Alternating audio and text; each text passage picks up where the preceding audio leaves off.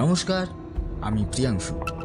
আপনারা শুনছেন ভূত চক্র অডিও স্টোরিজ। প্রথমেই সকলকে জানাই শুভ দীপাবলির প্রীতি, শুভেচ্ছা এবং অভিনন্দন। আজ ভূত চক্র অডিও স্টোরিজে আপনারা শুনবেন অডিও স্টোরির দুনিয়ায় স্বনামধন্য লেখিকা সঞ্চারী ভট্টাচার্যের কলমে একটি হাড় হিম করা গ্রাম বাংলার ভূতের গল্প, শেওড়াডাঙ্গার সেই কবরটা। আজকের গল্প পাঠে শুভ, গল্পের সূত্রধার এবং পরিচালনায় আমি প্রিয়াংশু। অন্যান্য কয়েকটি চরিত্রে সমীর, মৌসুমী, কৃষ্ণেন্দু, অরিত্র, রাজ, অমিত, দীপ্তদীপ, সূর্যশঙ্কর, পম্পা এবং অ্যারি। তাহলে চলুন আর বেশি দেরি না করে শুনে নেওয়া যাক আজকের গল্প, শেওড়াডাঙ্গার সেই কবরটা।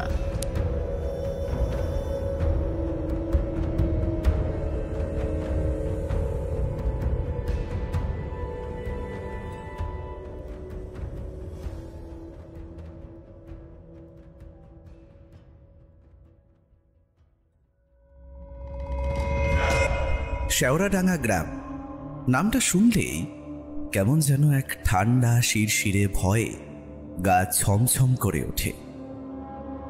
কলকাতা থেকে বহু দূরে একেবারেই প্রত্যন্ত গ্রাম। সবুজ ধানের ক্ষেত আর আঁকা বাঁকা মেঠো পথ পেরিয়ে তবেই শেওড়াডাঙ্গাতে পৌঁছানো যায়। এই গ্রামের এক প্রান্তে ছিল আদিবাসীদের বাস। তারা ছিল প্রকৃতির উপাসক, কিন্তু তাদের রীতিনীতি ছিল বড়ই অদ্ভুত আর ভয়ঙ্কর। বিশেষ করে তাদের শেষকৃত্যের পদ্ধতি। মৃতদেহকে প্রথমে অর্ধদগ্ধ করা হতো, তারপর সেই আধপোড়া দেহ নিবেদন করা হতো শয়তানকে। হ্যাঁ, শয়তানকে, এমনটাই বিশ্বাস ছিল তাদের। তারপর সেই দেহ মাটিতে পুঁতে দেওয়া হতো এক পরিত্যক্ত কবরস্থানে। সেই স্থানটা ছিল এতটাই ভুতুড়ে যে দিনের আলোতেও কেউ ওদিকে ঘেঁষার সাহস পেত না। গ্রামের মানুষজন ফিসফিস করে বলতো, রাতের বেলায় নাকি সেখানে অর্ধদগ্ধ মৃতদেহগুলো প্রেতের মতো ঘুরে বেড়ায়। শেওড়াডাঙ্গার এই আদিবাসী পাড়া আর তাদের সেই অভিশপ্ত কবরস্থান, দুটোর নাম শুনলেই গ্রামের সবার মনে এক গভীর আতঙ্কের সৃষ্টি হতো। এই শেওড়াডাঙ্গা গ্রামেই বাস করত সমরেশ আর তার স্ত্রী রেখা। তাদের একমাত্র ছেলে অর্ঘ্য। অর্ঘ্য পড়াশোনার জন্য শহরে থাকত। ক্লাস 12-এর পরীক্ষা শেষ হয়েছে সদ্য। গরমের ছুটিতে এসে ঠিক করল মা বাবার কাছে যাবে। কটা দিন গ্রামে থেকে প্রকৃতির শান্ত পরিবেশে মনটা জুড়িয়ে আসবে।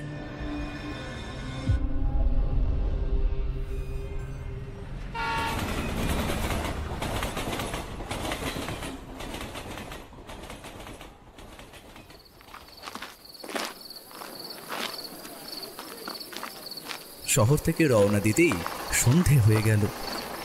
অর্ঘ্য জানত শেষ বাসটা মিস করলে আর কোনো উপায় থাকবে না, তাই দ্রুত পা চালালো। বাসে বসেই তার মনটা আনন্দে ভরে উঠেছিল। কতদিন পর মায়ের হাতের রান্না খাবে, কত গল্প করবে। হঠাৎই আকাশ কালো করে এলো। দমকা হাওয়া বইতে শুরু করলো আর বিজলির ঝলকানি দেখা দিল। অর্ঘ্য বুঝতে পারল ঝড় আসছে। ড্রাইভার বলল, ভাই সাহেব, ঝড়ের যা লক্ষণ দেখছি, বাস বেশি দূর যাবে না। এই যে সামনে একটা মোড় আসছে না, ওখান থেকে নেমে পায়ে হেঁটে চলে যান। ওটা সোজা গ্রামে গিয়ে ঢুকেছে। অর্ঘ্য অনিচ্ছা সত্ত্বেও নেমে পড়ল। তখনও আকাশ পুরোপুরি অন্ধকার হয়নি, তবে মেঘে ছেয়ে আছে। চারিদিকে কেমন যেন একটা চাপা গুমোট ভাব। বাতাসের শোঁ শোঁ শব্দ আর গাছের পাতাতের মর্মর ধ্বনি এক অদ্ভুত পরিবেশ সৃষ্টি করছিল। গ্রামের পথটা তার চেনা, কিন্তু আজ যেন সবকিছু অচেনা লাগছিল। সে দ্রুত পা চালাচ্ছিল। ঝড়ের দাপট ক্রমশ বাড়ছিল। চারিদিকে অন্ধকার হয়ে এলো মুহূর্তের মধ্যে। বৃষ্টি শুরু হলো টিপটিপ করে, তারপর মুষলধারে। বিদ্যুতের ঝলকানি ছাড়া চারিদিকে অন্ধকার। গ্রামের রাস্তাঘাট এমন অন্ধকারে অভ্যস্ত ছিল না। অর্ঘ্য তার ফোনটা বের করে টর্চ জ্বালাতে গেল, কিন্তু দেখে ব্যাটারি শেষ। সে কপালে হাত দিল। এই মুহূর্তে তার কাছে একমাত্র ভরসা তার ষষ্ঠ ইন্দ্রিয়। কিছুক্ষণ হাঁটার পর অর্ঘ্য বুঝতে পারল সে পথ হারিয়েছে। এই পথটা তো চেনা লাগছে না, কোথায় যেন একটা ভুল হয়ে গেল। বৃষ্টিতে চারপাশ ঝাপসা। সে বুঝতে পারছিল সে কোনো এক অজানা পথে ঢুকে পড়েছে। তার বুকটা ধুকভুক করে উঠল। হঠাৎ এক বিদ্যুতের ঝলকানিতে সে যা দেখল তাতে তার শরীর হিম হয়ে গেল। রাস্তার পাশে ঘন ঝোপ, সেই ঝোপের মধ্যে থেকে কি যেন উঁকি দিচ্ছে। অর্ঘ্য চোখ রোগড়ে আবার তাকাল, আর একটা বিদ্যুতের ঝলকানি। এবার সে পরিষ্কার দেখতে পেল ঝোপের মধ্যে থেকে অর্ধদগ্ধ কিছু দেহ যেন তার দিকেই তাকিয়ে আছে। তাদের চোখগুলো যেন জ্বলন্ত আগুনের ফুলকির মতো জ্বলছে।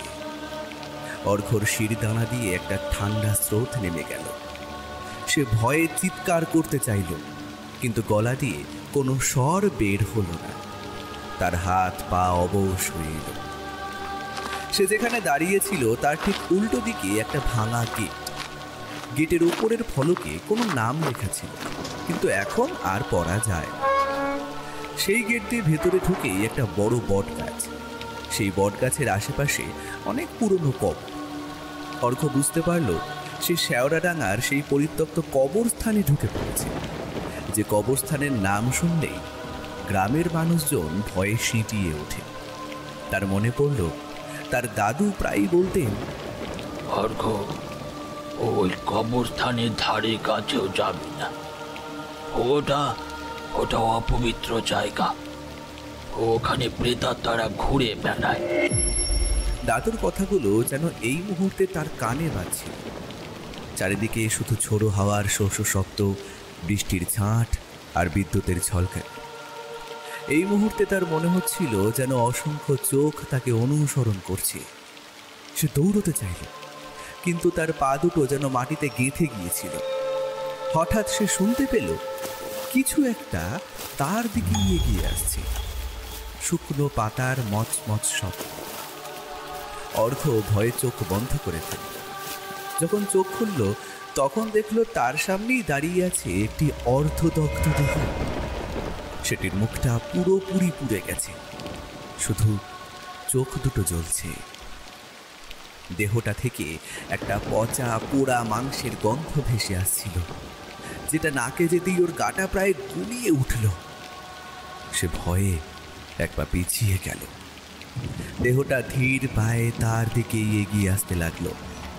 অর্ঘ্য প্রাণপণে দৌড়াতে শুরু করল। অন্ধকারের মধ্যে সে শুধু সামনের দিকে ছুটছিল। তার মনে হচ্ছিল যেন শত শত হাত তাকে টেনে ধরার চেষ্টা করছে। গাছের ডালপালা তার গায়ে আঁচড় কাটছিল, কিন্তু সেদিকে তার কোনো ভ্রুক্ষেপ ছিল না। সে শুধু এই বিভীষিকাময় স্থান থেকে বেরিয়ে যেতে চাইছিল। হঠাৎ সে হোঁচট খেয়ে পড়ে গেল। তার ডান হাতের কনুই ছড়ে গেল। যন্ত্রণায় কোঁকিয়ে উঠল সে। অর্ঘ্য, ওই কবরস্থানের ধারে কাছেও যাবি না, ওটা অপবিত্র জায়গা, ওখানে প্রেতাত্মারা ঘুরে বেড়ায়।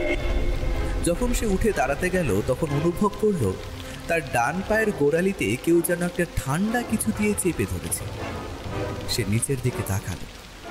একটা লম্বা শুকনো পোড়া হাত তার গোড়ালি চেপে ধরেছে। সেই হাত থেকে ভোরের একটা শীতলতা তার সারা শরীরে ছড়িয়ে পড়ছিল। অর্ঘ্য আতঙ্কে চিৎকার করে উঠল। সে হাতটা ছাড়ানোর চেষ্টা করলো, কিন্তু পারল না।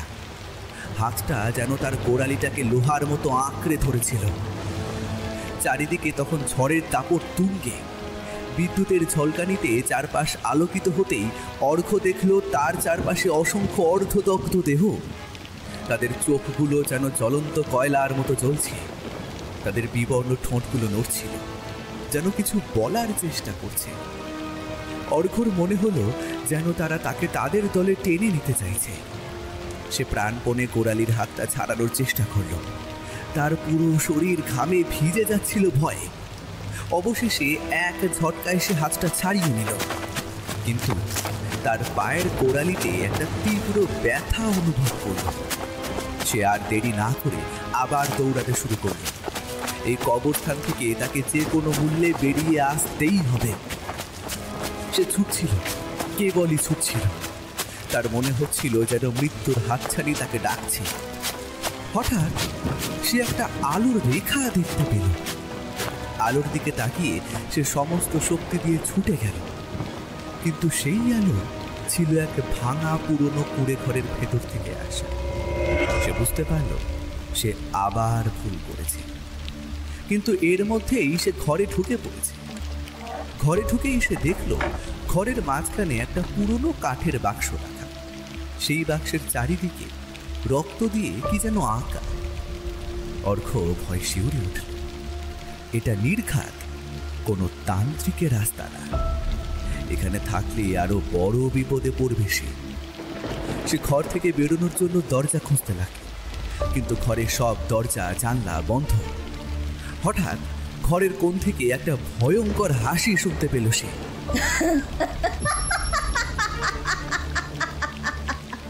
অর্ঘ চমকে উঠল। সেদিকে তাকিয়ে দেখল একটি কঙ্কালসার দেহ তার দিকে তাকিয়ে হাসছে। দেহটার চোখ দুটো কোটরাগত, ভেতরে যেন কোনো অন্ধকার গহ্বর।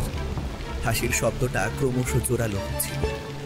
অর্ঘ বুঝতে পারল তার পালানোর আর কোনো পথ নেই। এই মুহূর্তে তার শুধু একটাই কাজ, নিজেকে বাঁচানো। কিন্তু কিভাবে? তার মনে হচ্ছিল যেন সেই ভয়াল রাতের ফাঁদে আটকা পড়ে গেছে। তার সামনে কি অপেক্ষা করছে সে কিছুই বুঝতে পারছিল না। এই রাতের বিভীষিকা কি তাকে গ্রাস করবে? কঙ্কালসার দেহটার হাসিটা ক্রমশই বিভৎস হয়ে উঠছিল।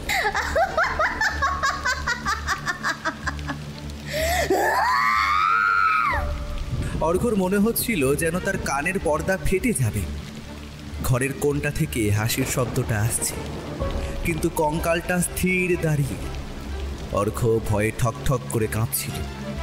তার গা দিয়ে ঠান্ডা ঘাম ঝরছে।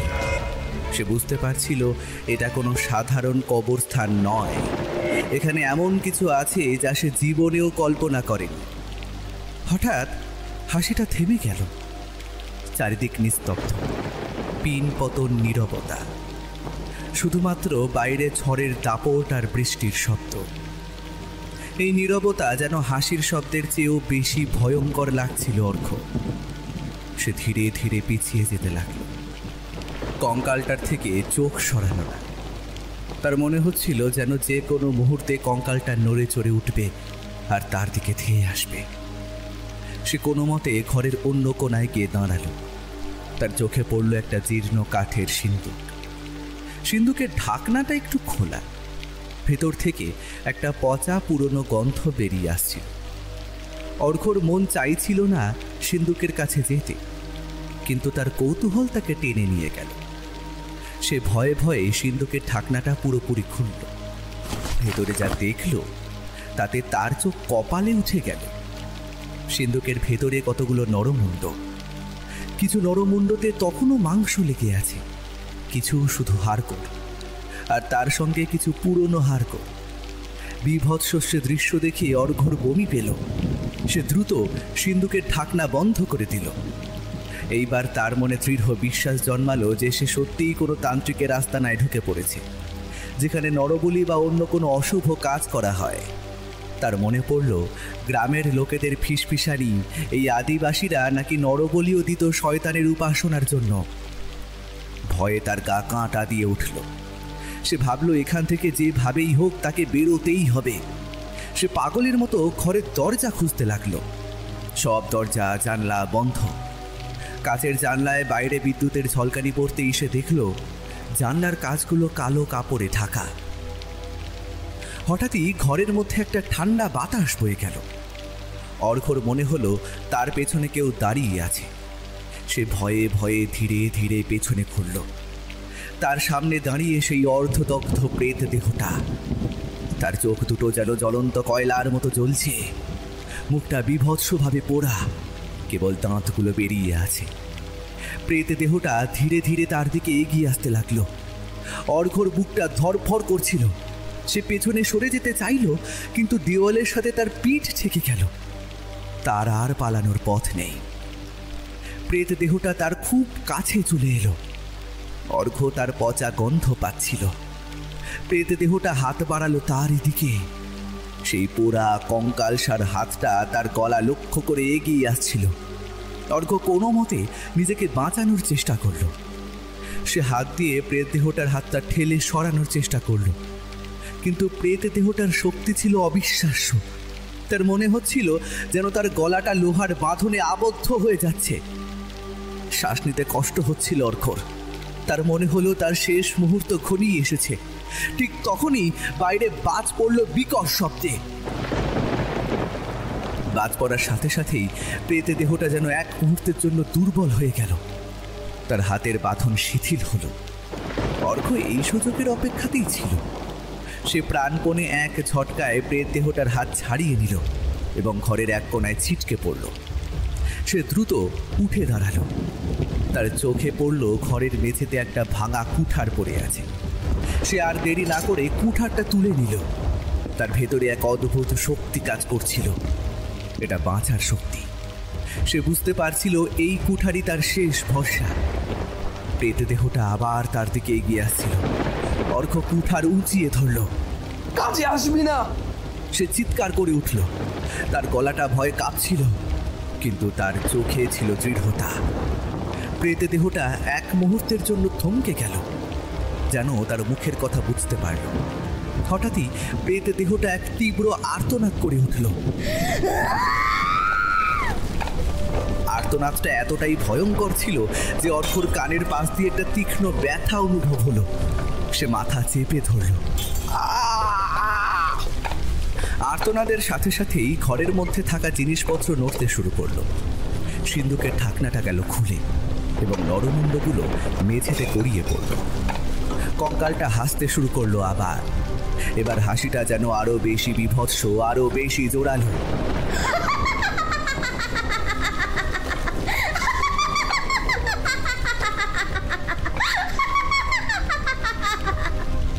অর্ঘ্য দিশেহারা হয়ে পড়ল।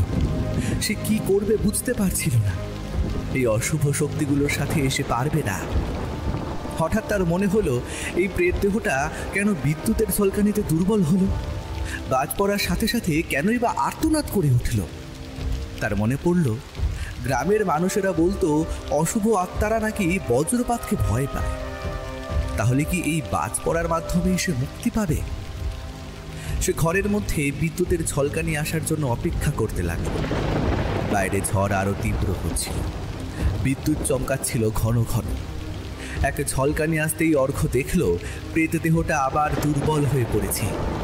সে এই সুযোগটা কাজে লাগানোর জন্য প্রস্তুত নিল।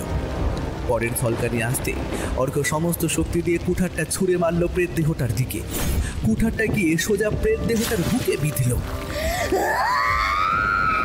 একটা বিকট চিৎকারের শব্দ হলো।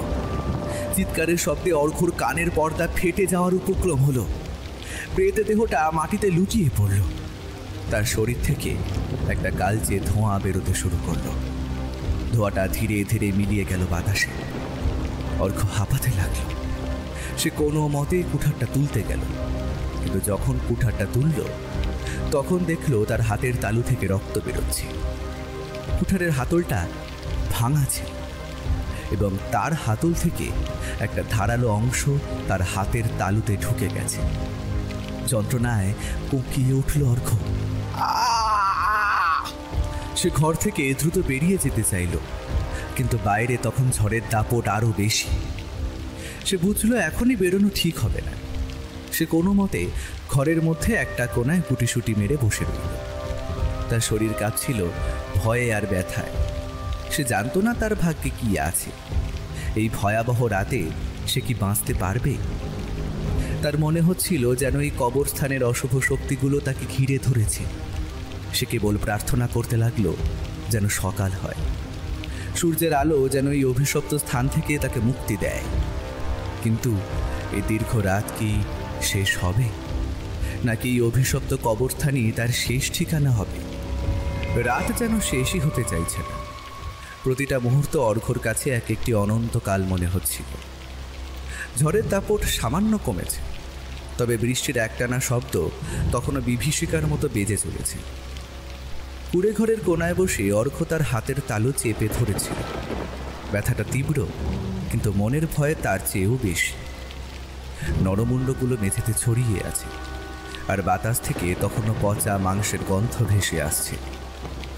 অর্ঘ্য চোখ বুজে প্রার্থনা করতে লাগলো শুধু সকালের জন্য, এক চিলতে আলোর জন্য। হঠাৎই একটা ক্ষীণ শব্দে অর্ঘ্যর চোখ খুলে গেল। ক্যাঁচ ক্যাঁচ শব্দ।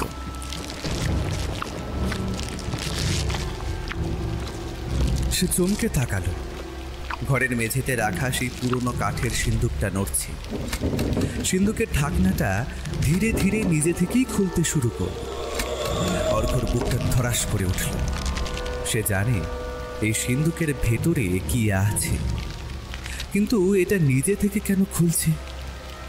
ঢাকনাটা সম্পূর্ণ খোলার পর অর্ঘ্য যা দেখল, তাতে তার গায়ে রক্ত জল হয়ে গেল।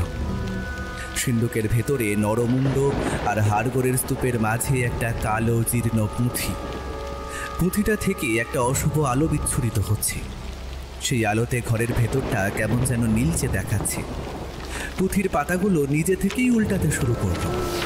প্রতিটা পাতা উল্টানোর সাথে সাথে একটা ফিস ফিস শব্দ শোনা যাচ্ছিল। অর্ঘ্যর মনে হচ্ছিল যেন শত শত কণ্ঠস্বর একযোগে কথা বলছে, কিন্তু কোনো শব্দই সে বুঝতে পারছিল না। হঠাৎ পুঁথির একটা পাতা স্থির হল। সেই পাতায় আঁকা ছিল কিছু অদ্ভুত চিত্র। কিছু চিত্র মানুষের বলিদান দেখাচ্ছে, আর কিছু চিত্র কিছু অশুভ দেবতাকে। অর্ঘ্যর মনে পড়ল দাদুর বলা সেই কথাগুলো। আদিবাসীরা নাকি শয়তানের উপাসনা করত। এই পুঁথি কি সেই উপাসনারই অংশ? তার মনে হলো এই পুঁথি সমস্ত অশুভ শক্তির উৎস। ফিস ফিস শব্দটা ক্রমশ জোরালো হচ্ছে। অর্ঘ্য স্পষ্ট বুঝতে পারছিল শব্দটা পুঁথি থেকেই আসছে। মনে হচ্ছিল যেন পুঁথির ভেতরের অশরীরী আত্মাগুলো তার সাথে কথা বলতে চাইছে। ভয়ে তার হাত পা অবশ হয়ে এলো। সে চাইছিল পুঁথিটা বন্ধ করে দিতে, কিন্তু তার শরীর যেন নড়ছিল না। সে যেন মন্ত্রমুগ্ধের মতো পুঁথিটার দিকে তাকিয়েছিল। হঠাৎ পুঁথির পাতা থেকে একটা কালো ধোঁয়া বেরোতে শুরু করল।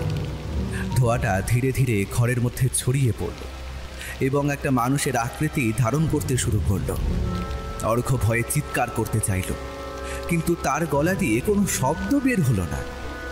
ধোঁয়াটা যখন সম্পূর্ণ রূপ নিল, অর্ঘ্য দেখল তার সামনে দাঁড়িয়ে আছে এক বিকট আকার প্রেতাত্মা।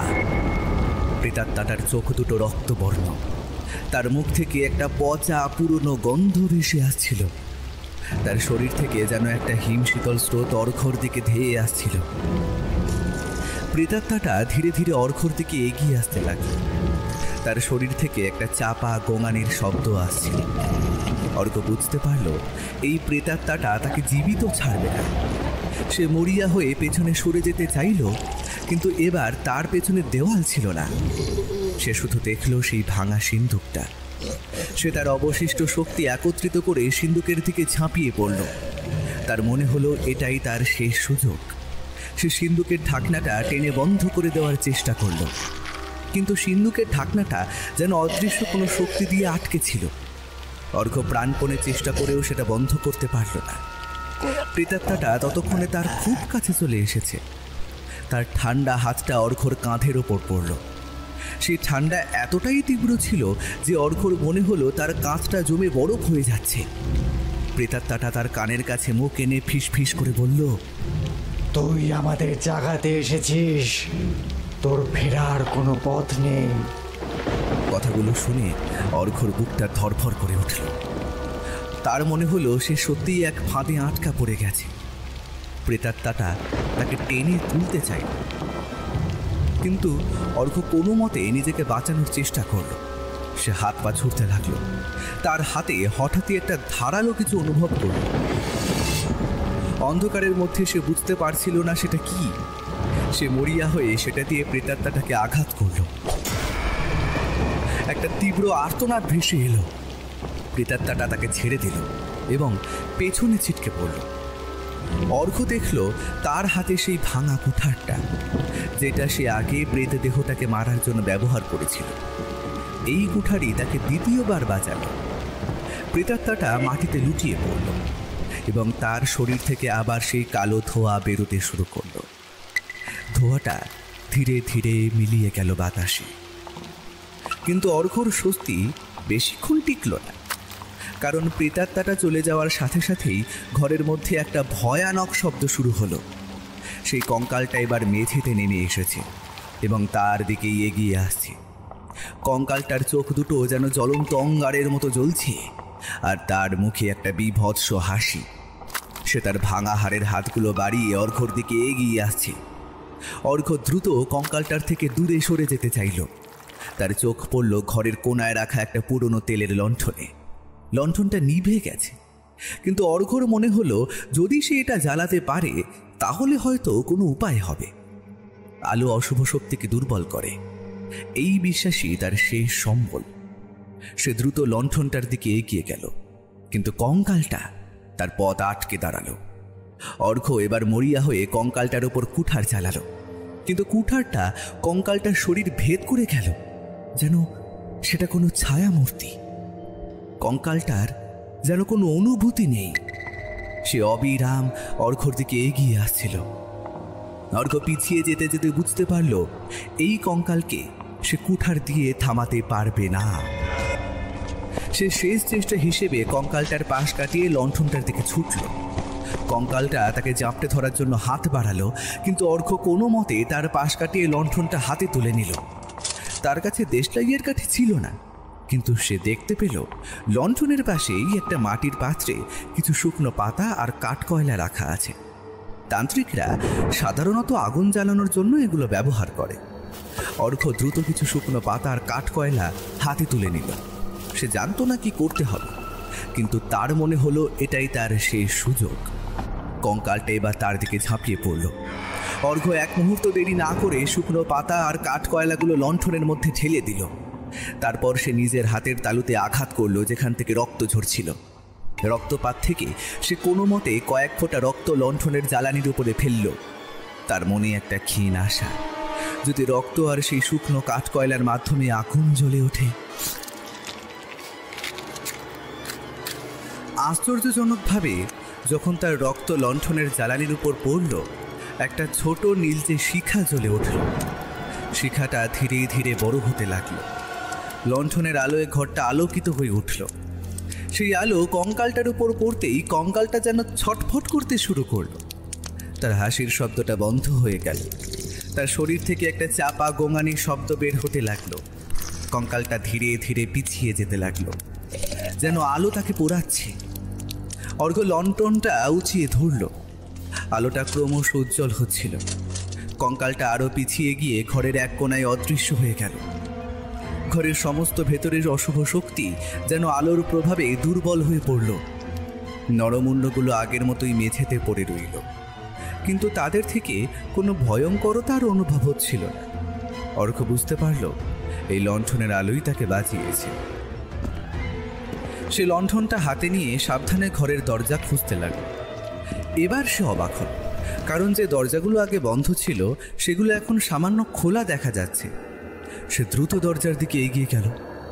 দরজাটা খুলে বাইরে বেরোতেই সে দেখল ভোর হতে আর দেরি নেই। পূবের আকাশে একটা হালকা লালচে আভা দেখা যাচ্ছে। ঝড়ের দাপট সম্পূর্ণ থেমে গেছে, বৃষ্টিও বন্ধ। সে হাঁপাতে হাঁপাতে কুঁড়ে ঘর থেকে বেরিয়ে এলো। তার শরীর তখনও ভয়ে কাঁপছে। তার ডান হাতের তালু থেকে রক্ত ঝরছে। সে বুঝতে পারল সে বেঁচে ফিরেছে, কিন্তু তার মনে একটা অজানা ভয় রয়েই গেল। এই রাতের বিভীষিকা সে কোনো দিনও ভুলতে পারবে না। সে দ্রুত কবরস্থান থেকে বেরিয়ে গ্রামের দিকে হাঁটতে শুরু করল। তার মনে শুধু একটাই চিন্তা, সে কি সত্যিই সব বিপদ থেকে মুক্ত, নাকি এই অভিশপ্ত কবরস্থানের ছায়া তার পিছু ছাড়বে না। তার ডান পায়ের গোড়ালির তীব্র ব্যথা আর হাতের তালুর জ্বালা তাকে বারবার মনে করিয়ে দিচ্ছিল এই রাতের বিভীষিকার কথা। সে জানত না এই বিভীষিকা তার জীবনের কতটা অংশ কেড়ে নিয়েছে।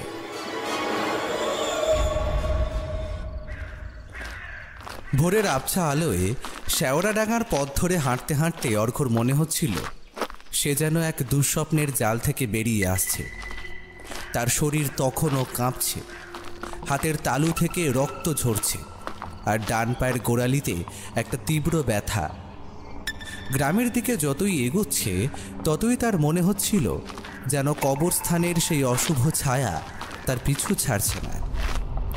চারিদিকের গাছপালা, ঝোপঝাড় সব কিছুকেই তার কাছে কেমন যেন ভয়ঙ্কর মনে হচ্ছিল। তার মনে হচ্ছিল যেন যে কোনো মুহূর্তে সেই অর্ধদগ্ধ প্রেতাত্মারা ঝোপের আড়াল থেকে বেরিয়ে এসে তাকে টেনে নেবে।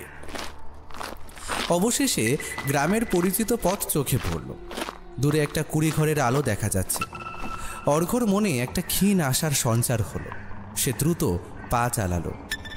যখন সে প্রায় গ্রামের কাছাকাছি, তখন দেখল তার বাবা সমরেশ লাঠি হাতে চিন্তিত মুখে দাঁড়িয়ে আছে। অর্ঘকে দেখেই তার বাবা ছুটে এলেন। অর্ঘ বাবা, তুই ঠিক আছিস তো? কোথায় ছিলি এতক্ষণ? আমরা তো চিন্তায় মরে যাচ্ছিলাম।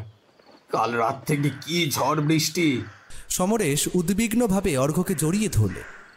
অর্ঘর বাবার দিকে তাকিয়ে কিছু বলতে চাইল, কিন্তু তার গলা দিয়ে কোনো শব্দ বের হলো না। তার চোখ দিয়ে শুধু জল গড়িয়ে পড়ছিল। সে বাবাকে এসব বলতে চাইল, কিন্তু তার মনে হচ্ছিল যেন সে কোনো কথা বলতে পারছে না। সে শুধু তার হাতের তালুটা তার বাবাকে দেখালো। সমরেশ অর্ঘর হাত দেখে আঁতকে উঠলেন। এ কি রে, হাতটা কেটেছিস কি করে? আর তোর পা থেকে রক্ত কেন? তিনি দ্রুত অর্ঘকে ধরে বাড়িতে নিয়ে গেলেন। মা রেখা অর্ঘকে দেখে হাউমাউ করে কেঁদে উঠলেন। আমার বাবা, কি হয়েছে তোর? এমন চেহারা কেন? কোথা থেকে আসছিস? তিনি অর্ঘকে বিছানায় বসিয়ে দিলেন। অর্ঘ কোনো মতে হাঁপাতে হাঁপাতে বলল, আমি আমি পথ হারিয়ে ফেলেছিলাম সেই কবরস্থানে। কবরস্থানের নাম শুনেই সমরেশ আর রেখার মুখ ফ্যাকাশে হয়ে গেল। রেখা কাঁপা কাঁপা গলায় বললেন, কোন কবরস্থান? তুই ওই অপবিত্র জায়গায় গিয়েছিলি? অর্ঘ মাথা নেড়ে হ্যাঁ বলল। তারপর সে যা যা ঘটেছে সব খুলে বলতে শুরু করল। অর্ধদগ্ধ প্রেতদেহ, কঙ্কালসার হাসি, পুঁথি থেকে বেরিয়ে আসা প্রেতাত্মা, সব কিছু। সে যখন কুঠার দিয়ে প্রেতাত্মাটাকে মারার কথা বলছিল, তখন তার বাবা মা বিস্ফারিত চোখে তার দিকে তাকিয়েছিলেন। অর্ঘ যখন লণ্ঠনের আলো দিয়ে প্রেতাত্মাদের তাড়ানোর কথা বলল, তখন তাদের চোখে একটা বিস্ময় দেখা গেল। সব শুনে সমরেশ দীর্ঘশ্বাস ফেলে বললেন, আমি জানতাম একদিন না একদিন এই বিপদ আসবেই। ওই জায়গাটা অভিশপ্ত। আদিবাসীরা যে শয়তানের উপাসনা করত, সেই শয়তানের আত্মারা এখনো ওখানে ঘুরে বেড়ায়। ওই কুঁড়ে ঘরটা ছিল তাদের প্রধান উপাসনালয়। ওখানে নরবলিও দেওয়া হতো, তাই কেউ দিনের বেলাতেও ওদিকে ঘেঁষে না। আমার ছেলেটার কি হবে? ওই প্রেতাত্মারা কি ওকে ছেড়ে দেবে? ওর উপর কোনো অশুভ শক্তি ভর করবে না তো? শান্ত হও রেখা, শান্ত হও। অর্ঘ লণ্ঠনের আলো জ্বালিয়ে ওদের তাড়িয়েছে। ও এখন ঈশ্বরের আশীর্বাদে সুরক্ষিত, কিন্তু ওর আঘাতগুলো গুরুতর, বিশেষ করে পায়ের আঘাতটা। এই গ্রামেই একজন পুরনো বৈদ্য আছেন, তার কাছে নিয়ে যেতে হবে। তিনি দ্রুত অর্ঘকে ধরে বৈদ্যের কাছে নিয়ে গেলেন। বৈদ্য অর্ঘর হাত ও পা পরীক্ষা করে বললেন, হাতের আঘাতটা তেমন গুরুতর নয়, তবে পায়ের গোড়ালিতে গভীর ক্ষত হয়েছে। মনে হচ্ছে কোনো ধারালো কিছু দিয়ে আঘাত করা হয়েছে, তবে ভয়ের কিছু নেই। আমি ওষুধ লাগিয়ে দিচ্ছি, আর মনে হচ্ছে ওর শরীরে কোনো অশুভ শক্তি ভর করেনি। ভগবানের কৃপায় ও রক্ষা পেয়েছে। বৈদ্য অর্ঘর ক্ষতস্থানে ঔষধ লাগিয়ে দিলেন। অর্ঘ তখনও ভয় কাঁপছিল। তার মনে হচ্ছিল যেন সেই পচা গন্ধটা তার নাক থেকে যাচ্ছে না। বৈদ্য অর্ঘকে কিছু ফলমূল খেতে দিলেন এবং বললেন বিশ্রাম নিতে। অর্ঘ বিছানায় শুয়ে পড়ল। তার চোখ বন্ধ করলেই সেই বিভীষিকাময় রাতের দৃশ্যগুলো ভেসে উঠছিল। অর্ধদগ্ধ দেহগুলো, কঙ্কালসার হাসি, কালো ধোঁয়ার প্রেতাত্মা, সব কিছু। সে ভয়ে কুঁকড়ে যাচ্ছিল। তার ডান পায়ের গোড়ালিতে একটা তীব্র যন্ত্রণা হচ্ছিল, আর হাতের তালুও জ্বালা করছিল। সে বুঝতে পারছিল এই রাতের স্মৃতি তার জীবন থেকে কোনো দিনও মুছে যাবে না। কয়েকদিন কেটে গেল। অর্ঘ্যর ক্ষতগুলো ধীরে ধীরে শোকাতে শুরু করল, কিন্তু তার মনের আঘাতটা শুকায়নি। সে সারাক্ষণ কেমন যেন চুপচাপ থাকত। তার চোখে একটা ভয় আর অবসাদ লেগে থাকত। রাতে সে ঘুমাতে পারত না, ঘুমের মধ্যে চিৎকার করে উঠত। তার মা বাবা তার এই অবস্থা দেখে খুব চিন্তিত হয়ে পড়লেন। একদিন সকালে অর্ঘ্য ঘুম থেকে উঠেই বুঝতে পারল তার ডান পায়ের গোড়ালিতে কোনো অনুভূতি নেই। সে পায়ে হাত দিল, কিন্তু কোনো স্পর্শ অনুভব করল না। সে ভয়ে চিৎকার করে উঠল। না! তার চিৎকার শুনে বাবা মা ছুটে এলেন। সমরেশ অর্ঘ্যর পায়ের দিকে তাকিয়ে আঁতকে উঠলেন। তার ডান পায়ের গোড়ালির মাংসগুলো কেমন যেন নীলচে হয়ে গেছে, আর পায়ের পাতাটা ধীরে ধীরে কালো হয়ে আসছে। তার মানে পায়ে পচন ধরেছে। বৈদ্যকে আবার ডাকা হলো। বৈদ্য অর্ঘ্যর পা পরীক্ষা করে মুখ গম্ভীর করে ফেললেন। ক্ষতটা শুকিয়ে এলেও ভেতরে পচন ধরেছে। একে দ্রুত হাসপাতালে নিয়ে যেতে হবে, দেরি করলে পা কেটে ফেলতে হতে পারে। কথাটা শুনে অর্ঘ্যর বুকটা ভেঙে গেল। তার সারা শরীর কাঁপতে লাগলো। সে বিশ্বাস করতে পারছিল না। কবরস্থানের সেই অশুভ শক্তি কি তাহলে তাকে এখনো ছাড়েনি, নাকি এটা সেই আঘাতেরই পরিণতি? তার মনে হলো এটাই হয়তো সেই অভিশপ্ত রাতের মূল্য। তার জীবনের একটা অংশ তাকে হারাতে হবে। মা রেখা কান্নায় ভেঙে পড়লেন। সমরেশও দিশেহারা হয়ে গেলেন। তারা দ্রুত অর্ঘ্যকে হাসপাতালে নিয়ে যাওয়ার জন্য প্রস্তুতি নিলেন। অর্ঘ্যর মনে তখন কেবলই সেই কুঁড়ে ঘরের দৃশ্য, সেই কঙ্কাল আর সেই অশুভ পুঁথির কথা। সে বুঝতে পারছিল এই ঘটনা তার জীবনের মোড় ঘুরিয়ে দিয়েছে, কিন্তু এর শেষ কোথায়? সেই অশুভ শক্তি কি তাকে পুরোপুরি গ্রাস করতে চাইছে? তার পা হারানোর ভয় তাকে আরো বেশি আতঙ্কিত করে তুলল। অর্ঘ্যকে তড়িঘড়ি হাসপাতালে নিয়ে যাওয়া হলো। কলকাতা থেকে এত দূরে এই প্রত্যন্ত গ্রামে ভালো কোনো হাসপাতাল নেই, তাই সমরেশকে ছুটতে হলো জেলা সদরের দিকে। অ্যাম্বুলেন্সের মধ্যে অর্ঘ্য যন্ত্রণায় কাতরাচ্ছিল, আর তার মা রেখা তার হাত ধরে কেঁদেই চলেছিলেন।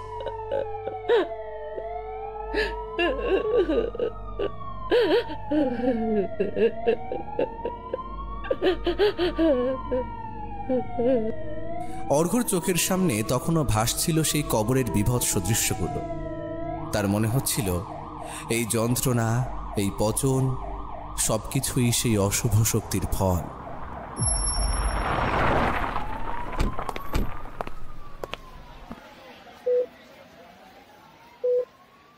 হাসপাতালে পৌঁছে ডাক্তাররা অর্ঘ্যকে পরীক্ষা করে গম্ভীর মুখে জানালেন তার ডান পায়ের গোড়ালিতে গ্যাংগ্রিন শুরু হয়েছে, অর্থাৎ পচন ধরেছে। দ্রুত অস্ত্রোপচার না করলে পচন সারা শরীরে ছড়িয়ে পড়তে পারে এবং তাতে অর্ঘ্যর জীবনহানি পর্যন্ত হতে পারে। একমাত্র উপায় হলো পা কেটে বাদ দেওয়া। এই কথা শুনে সমরেশ আর রেখার মাথায় আকাশ ভেঙে পড়ল। অর্ঘ্য স্তম্ভিত হয়ে গেল। তার পা বাদ যাবে? তার জীবনের একটা অঙ্গ তাকে হারাতে হবে? সে বিশ্বাস করতে পারছিল না। না না, আমি আমি আমি পা কাটতে আমি আমি পা কাটতে দেব না। সে চিৎকার করে উঠল। ডাক্তাররা অর্ঘ্যকে বোঝানোর চেষ্টা করলেন। দেখো বাবা, আমরা তোমার ভালো চাইছি। এই মুহূর্তে এটাই একমাত্র রাস্তা। তুমি যদি দ্রুত সিদ্ধান্ত না নাও তাহলে বিপদ আরো বাড়বে। অর্ঘ্য বিছানায় শুয়ে কাঁদতে লাগল। তার এত দিনের স্বপ্ন, তার ভবিষ্যৎ সব যেন চোখের সামনে ভেঙে চুরমার হয়ে যাচ্ছে। মা রেখা তার হাত ধরে অনুনয় করতে লাগলেন। বাবা, তোর জীবনটা বাঁচুক, পা গেলে আবার হবে। তোর জীবনটা যে অমূল্য। অনেক বোঝানোর পর অর্ঘ্য শেষ পর্যন্ত রাজি হলো। তার জীবনের থেকে একটা অঙ্গের মূল্য কম, কিন্তু তার মনে একটা অজানা প্রশ্ন ঘুরপাক খাচ্ছিল। কেন এমন হলো? এটা কি শুধুই সেই আঘাতের ফল নাকি সেই কবরস্থানের অশুভ শক্তির প্রভাব? অস্ত্রোপচার হলো। ডাক্তারেরা সফলভাবে অর্ঘ্যর ডান পায়ের পাতা গোড়ালি থেকে বাদ দিলেন। জ্ঞান ফেরার পর অর্ঘ্য যখন দেখল তার ডান পায়ের পাতা নেই, তখন তার বুকটা আবার খালি হয়ে গেল। একটা তীব্র মানসিক যন্ত্রণা তাকে গ্রাস করল। সে জানে এই শারীরিক ক্ষত একদিন শুকিয়ে যাবে, কিন্তু এই মানসিক আঘাত কোনো দিনও সারবে না। কয়েকদিন হাসপাতালে থাকার পর অর্ঘ্যকে ডিসচার্জ করা হল। সে যখন বাড়ি ফিরল তখন গ্রামের সবাই তাকে দেখতে এলো। সবাই তাকে সান্ত্বনা দিল, কিন্তু অর্ঘ্যর মনে শান্তি ছিল না। সে একরকম বিছানাতেই শুয়ে থাকত। তার মধ্যে কোনো উৎসাহ ছিল না। তার মা বাবা তার এই অবস্থা দেখে খুব কষ্ট পাচ্ছিলেন। একদিন বিকেলে সমরেশ অর্ঘ্যর পাশে এসে বসলেন।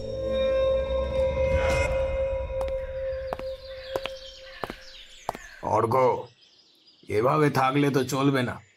তোর জীবনটা তো শেষ হয়ে যায়নি, তুই বাঁচতে পারলি, এটাই বড় কথা। বাবা, আমার মনে হচ্ছে ওই কবরস্থানের অশুভ শক্তি এখনো আমাদের ছাড়েনি। আমার কেমন যেন মনে হচ্ছে এটাই ছিল তাদের প্রতিশোধ। তুই ঠিকই বলেছিস বাবা।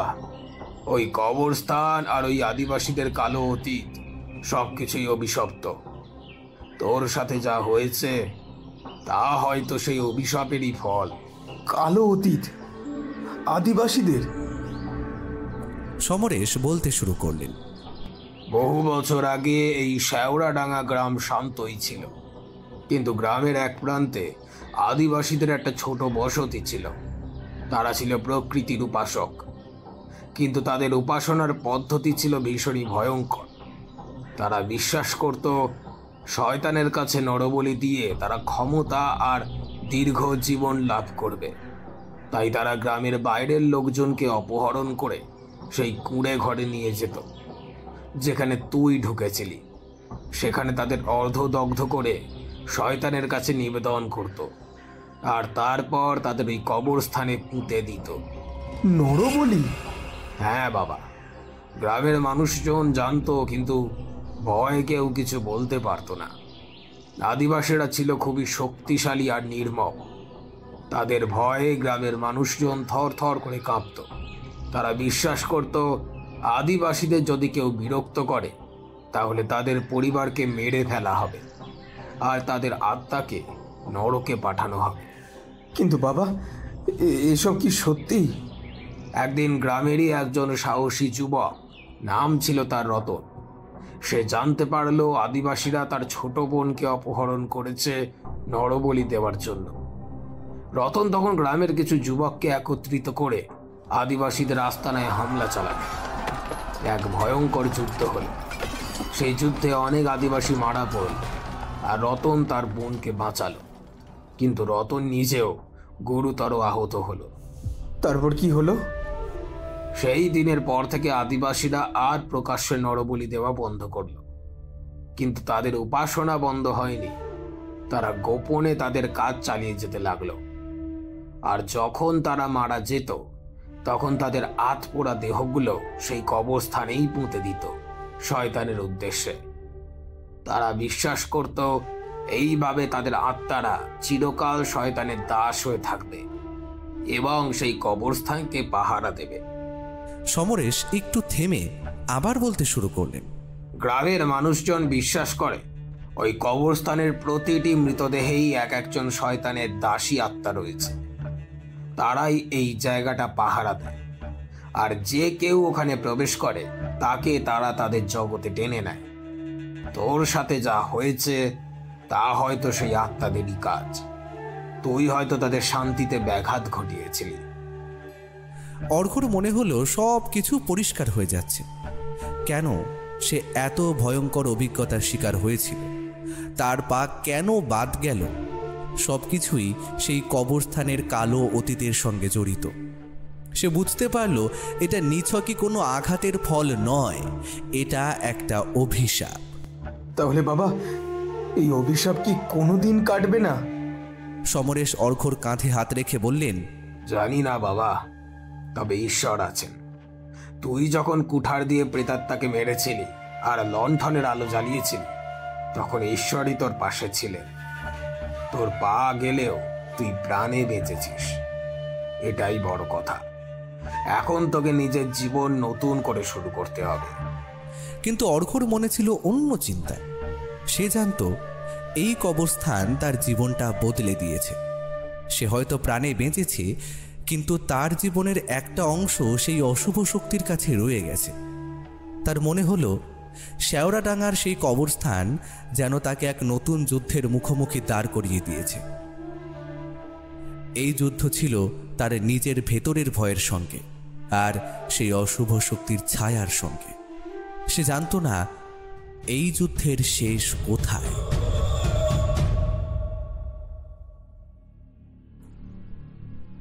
অর্ঘ্যর জীবনে এক নতুন অধ্যায়ের শুরু হলো। শারীরিক ক্ষত শুকিয়ে এলেও তার ভেতরের যন্ত্রণাটা ছিল অটুট।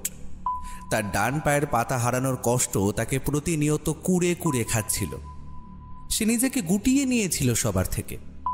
গ্রামের শান্ত পরিবেশ তার কাছে যেন এক বদ্ধ কারাগার মনে হচ্ছিল। দিনের বেলাতেও তার কানে ভেসে আসত সেই কঙ্কালের হাসি আর অর্ধদগ্ধ প্রেতাত্মাদের ফিসফিসানি।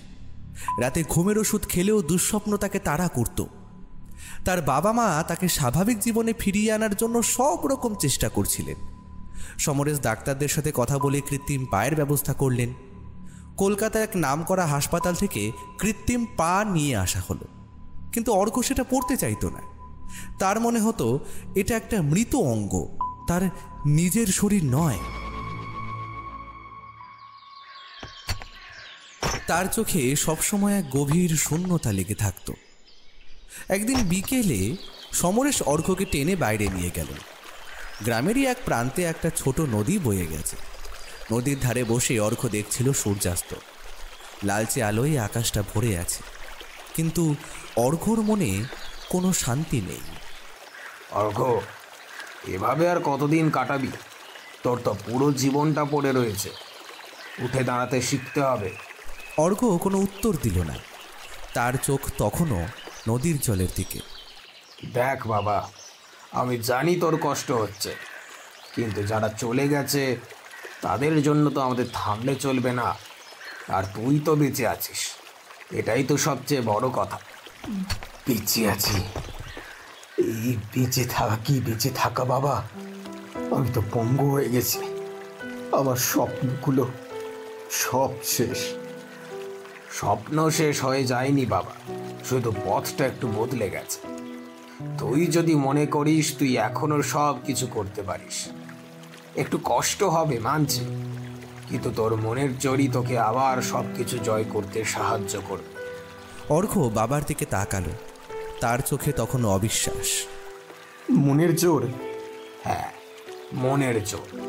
যারা ওই কবরস্থানে গিয়েছিল তাদের মধ্যে কতজন জীবিত ফিরেছে? তুই ফিরেছিস, এর কারণ তোর মধ্যে বাঁচার ইচ্ছে ছিল। সেই ইচ্ছেটাকেই আবার জাগিয়ে তোল। বাবার কথাগুলো অর্ঘ্যর মনে একটা ছাপ ফেলল। সে ভাবতে শুরু করল, সত্যিই তো, সে তো বেঁচে আছে। তার শরীরটা হয়তো কিছুটা ক্ষতিগ্রস্ত হয়েছে, কিন্তু তার মন তো এখনো সতেজ। সে কি পারবে না আবার ঘুরে দাঁড়াতে?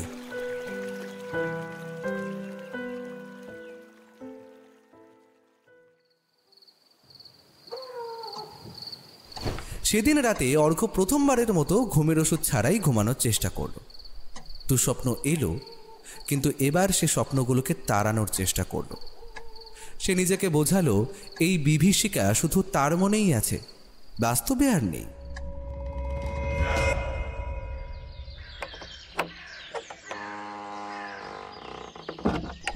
পরের দিন সকাল থেকে অর্ঘ্য একটু একটু করে নিজের ওপর জোর দিতে শুরু করলো। সে কৃত্রিম পাটা পরার চেষ্টা করল। প্রথম খুব কষ্ট হলো। পাটা যেন তার শরীরের অংশ নয়, একটা ভারী বস্তু। কিন্তু সে হাল ছাড়ল না। তার মা তাকে সাহায্য করলেন, বাবা তাকে সাহস দিলেন। ধীরে ধীরে অর্ঘ্য কৃত্রিম পা ব্যবহার করতে অভ্যস্ত হয়ে উঠল। সে লাঠির সাহায্যে হাঁটতে শুরু করল। প্রথম দিকে হেলে দুলে চলত, কিন্তু ক্রমশ তার হাঁটা মসৃণ হতে লাগল। তার আত্মবিশ্বাস ফিরে আসতে লাগলো। তার চোখে আবার জীবনের ঝলকানি দেখা গেল। গ্রামের মানুষজন অর্ঘ্যর এই পরিবর্তন দেখে অবাক হলো। তারা তাকে অভিনন্দন জানালো। অর্ঘ্যর মনে হতে লাগলো সে যেন এক নতুন জীবন ফিরে পাচ্ছে। কিন্তু তার মনে একটা জিনিস তখনও খচখচ করত, সেই কবরস্থান। তার মনে হতো সেই কবরস্থানের অভিশাপ এখনও কাটেনি, সে এখনও সেই অশুভ শক্তির ছায়ায় রয়েছে। একদিন অর্ঘ্য তার বাবাকে বলল, বাবা, আমি ওই কবরস্থানে আবার যেতে চাই। এ কি বলছিস অর্ঘ? তুই আবার ওখানে যাবি? না বাবা, আমি তোকে যেতে দেব না। আমাকে যেতেই হবে বাবা। আমার মনে হচ্ছে আমি যদি ওদের মুখোমুখি না হই তাহলে এই অভিশাপ কোনোদিনও কাটবে না, আমার মনে শান্তি আসবে না। সমরেশ অনেক বোঝানোর চেষ্টা করলেন, কিন্তু অর্ঘ্য অটল। তার চোখে এক অদ্ভুত দৃঢ়তা। তিনি বুঝলেন অর্ঘ্যকে আটকানো যাবে না। শেষ পর্যন্ত তিনি রাজি হলেন, তবে একটা শর্তে, তিনি নিজেও অর্ঘ্যর সাথে যাবেন। অর্ঘ্য প্রথমে রাজি হতে চাইল না, কিন্তু সমরেশ বললেন, আমি তোকে একা যেতে দেব না। আর তাছাড়া ওই জায়গাটার কালো অতীত সম্পর্কে আমার যতটা ধারণা আছে তোর নেই। আমি হয়তো তোকে সাহায্য করতে পারব। অর্ঘ্য রাজি হল। পরের দিন বিকেলে সূর্যাস্তের ঠিক আগে তারা রওনা হলো সেই অভিশপ্ত কবরস্থানের দিকে। অর্ঘ্য তার কৃত্রিম পা আর লাঠির সাহায্যে ধীর পায়ে হাঁটতে লাগলো। তার মনে তখন ভয় আর দৃঢ়তা, এই দুইয়ের এক অদ্ভুত মিশ্রণ। সে জানে না কি অপেক্ষা করছে তার জন্য, কিন্তু সে প্রস্তুত। সে তার জীবনের সেই ভয়ঙ্কর রাতের মুখোমুখি হতে প্রস্তুত। শেওড়াডাঙ্গার সেই কবরস্থান, যেখানে তার জীবনের একটা অংশ রয়ে গেছে, সেখানে সে আবার ফিরে যাচ্ছে। এইবার লড়াইটা আর বাঁচার জন্য নয়, লড়াইটা তার মনের শান্তি ফিরে পাওয়ার জন্য। সূর্য তখন হেলে পড়েছে পশ্চিম দিগন্তে। কমলা রঙের আলোয় রাঙা হয়ে উঠেছে শেওড়াডাঙ্গার আকাশ। বাবা আর ছেলে দুজনে ধীর পায়ে এগিয়ে চলেছে সেই অভিশপ্ত কবরস্থানের দিকে। অর্ঘ্যর বুকের ভেতর ধুকপুক শব্দ হচ্ছে, কিন্তু তার মুখে তার দৃঢ়তার ছাপ। কৃত্রিম পায়ের ওপর ভর করে সে প্রতিটি পদক্ষেপ ফেলছে সতর্কভাবে। সমরেশ লাঠি হাতে অর্ঘ্যর পাশে পাশে হাঁটছেন। তার চোখেও এক অজানা আশঙ্কা। কবরস্থানের ভাঙা গেটের সামনে এসে তারা থমকে দাঁড়ালো। গেটটা যেন আগের চেয়েও বেশি জীর্ণ দেখাচ্ছে। বাতাসে একটা পচা স্যাঁতস্যাঁতে গন্ধ ভাসছে। দিনের আলো প্রায় মিলিয়ে এসেছে। চারিদিকে এক গা ছমছমে নীরবতা। অর্ঘ্য, তুই কি নিশ্চিত? অর্ঘ্য বাবার দিকে তাকিয়ে মাথা নাড়ল। হ্যাঁ বাবা, আমাকে এটা করতেই হবে। এই ভয়টা আমার মন থেকে না মুছলে আমি কোনোদিন শান্তি পাবো না। তারা গেট পেরিয়ে ভেতরে ঢুকল। অর্ঘ্যর মনে হলো যেন এক অদৃশ্য ঠান্ডা দেওয়াল তাদের ঘিরে ধরল। চারপাশের গাছপালাগুলো যেন আরও বেশি অন্ধকার, আরও বেশি ছায়াময়। সেদিনের সেই ঝোপগুলো এখন আরও ঘন আর আগাছায় ভরা। তার মনে পড়ল কিভাবে সেই ঝোপের আড়াল থেকে অর্ধদগ্ধ দেহগুলো তার দিকে তাকিয়েছিল। তারা ধীরে ধীরে সেই কুঁড়ে ঘরের দিকে এগিয়ে গেল। অর্ঘ্যর বুকটা ধরফর করছিল। তার মনে হচ্ছিল যেন সেই কঙ্কালের হাসি আর প্রেতাত্মার গোঙানি আবার শুনতে পাবে। কুঁড়ে ঘরের দিকে যতই এগোচ্ছে ততই বাতাস ভারী হয়ে উঠছে। কুঁড়ে ঘরের সামনে পৌঁছে অর্ঘ্য দেখল ঘরটা এখনো ভাঙা অবস্থায় পড়ে আছে। দরজা জানলা সব খোলা, ভেতরে জমাট অন্ধকার। অর্ঘ্যর মনে পড়ল সেই কালো পুঁথিটার কথা, নরমুণ্ডগুলোর কথা। তার শরীর ভয়ে কেঁপে উঠল। বাবা, এটা সেই কুঁড়ে ঘর। সমরেশ সাবধানে ঘরের ভেতরে উকি দিলেন। হ্যাঁ বাবা, এইখানেই সব অশুভ কাজ চলত। অর্ঘ্য লাঠিটা শক্ত করে ধরল। সে সাহস সঞ্চয় করে কুঁড়ে ঘরের ভেতরে পা রাখল। তার কৃত্রিম পাটা মাটিতে পড়ার সাথে সাথেই একটা চাপা শব্দ হলো। ভেতরের অন্ধকারটা যেন আরো ঘন হয়ে উঠল। অর্ঘ্য তার ফোন থেকে টর্চ জ্বালালো। টর্চের আলোয় ঘরের ভেতরটা আলোকিত হয়ে উঠল। ঘরটা এখন ফাঁকা। সেই নরমুণ্ডগুলোও নেই, আর পুঁথিটাও নেই। শুধু ভাঙা কাঠ আর ধুলোর স্তূপ। অর্ঘ চারিদিকে চোখ বোলালো। তার মনে হলো যেন সবকিছু বদলে গেছে, কিন্তু তার ভেতরের ভয়টা এখনো কাটেনি। সে জানে এই জায়গাটা এখনো অভিশপ্ত। হঠাৎই ঘরের কোণ থেকে একটা চাপা গোঙানির শব্দ শোনা গেল। অর্ঘ আর সমরেশ চমকে উঠলেন। টর্চের আলো সেদিকে ফেলতেই তারা যা দেখলেন তাতে তাদের রক্ত হিম হয়ে গেল। একটা কঙ্কালসার হাত ঘরের দেওয়ালের ফাটল থেকে বেরিয়ে আসছে। হাতটা যেন কোনো অদৃশ্য শক্তি দিয়ে নড়ছে। অর্ঘর মনে পড়ল সেই কঙ্কালের কথা, যেটা তাকে কুঠার মেরেও সরানো যায়নি। সে লাঠিটা উঁচিয়ে ধরল। সমরেশও তার লাঠিটা শক্ত করে ধরলেন। তারা দুজনেই প্রস্তুত, কিন্তু কিসের জন্য তা তারা জানত না। হাতটা ধীরে ধীরে আরও বেরিয়ে এলো। তারপর সেই ফাটল থেকে বেরিয়ে এলো সেই কঙ্কালটা। এবার তার চোখে কোনো জ্বলন্ত অঙ্গার নেই, বরং একটা শূন্যতা। কিন্তু তার মুখটা সেই বিভৎস হাসি নিয়েই তাদের দিকে তাকিয়ে আছে। কঙ্কালটা কোনো শব্দ না করে তাদের দিকে এগিয়ে আসতে লাগলো। অর্ঘর মনে হলো যেন তার শ্বাস বন্ধ হয়ে আসছে। সে দ্রুত টর্চের আলো কঙ্কালের মুখে ফেলল, কিন্তু এবার কঙ্কালের ওপর আলোর কোনো প্রভাব পড়ছে না। তার মনে পড়ল সেবার সে লণ্ঠনের পবিত্র আলো দিয়ে কঙ্কালকে তাড়িয়েছিল। এই টর্চের আলো হয়তো ততটা শক্তিশালী নয়। কঙ্কালটা খুব কাছে চলে এসেছে। তার ভাঙা আঙুলগুলো অর্ঘর দিকে এগিয়ে আসছে। অর্ঘ কোনো মতে নিজেকে সামলে নিল। সে চিৎকার করে বলল, আমরা তোমাদের কোনো ক্ষতি করতে আসিনি, আমরা শুধু শান্তি চাই। অর্ঘর কথা শুনে কঙ্কালটা এক মুহূর্তের জন্য থমকে গেল। তার মুখের হাসিটা মিলিয়ে গেল। তার চোখগুলো যেন আরো শূন্য হয়ে গেল। হঠাৎই কঙ্কালটা পেছনে সরে যেতে লাগলো। ধীরে ধীরে সেটা আবার সেই দেওয়ালের ফাটলের ভেতরে অদৃশ্য হয়ে গেল। অর্ঘ আর সমরেশ স্তম্ভিত হয়ে একে অপরের দিকে তাকালে। কঙ্কালটা কেন চলে গেল? অর্ঘর মনে হলো তার কথাগুলো হয়তো কঙ্কালের মনে একটা ছাপ ফেলেছে। হয়তো এই অশুভ আত্মারা প্রতিশোধ চায় না, শান্তি চায়। তারা কুঁড়ে ঘর থেকে বেরিয়ে এলো। বাইরে তখন অন্ধকার গভীর হয়েছে। তারা দুজনেই কবরস্থানের পথ ধরে হাঁটতে লাগলো। অর্ঘর মনে হলো তার মাথার ওপর থেকে যেন একটা ভার নেমে গেল। সে এই প্রথম এই অভিশপ্ত স্থান থেকে ভয়ে ছাড়া বেরিয়ে আসতে পারছিল। তারা যখন কবরস্থানের শেষ প্রান্তে পৌঁছেছে তখন অর্ঘও হঠাৎ থামল। তার চোখ পড়ল একটা পুরনো কবরের দিকে। কবরটা জীর্ণ, কিন্তু তার উপর একটা পাথর রাখা আছে। পাথরটায় কিছু খোদাই করা আছে, যা অন্ধকারে স্পষ্ট নয়। অর্ঘ টর্চের আলো সেদিকে ফেলল। পাথরটায় লেখা ছিল কিছু অদ্ভুত আদিবাসী ভাষার অক্ষর। অর্ঘ বুঝতে পারছিল না, কিন্তু তার মনে হলো যেন এই অক্ষরগুলোর মধ্যেই এই কবরস্থানের কালো অতীতের শেষ রহস্য লুকিয়ে আছে। সে অক্ষরগুলোর দিকে তাকিয়ে থাকলো।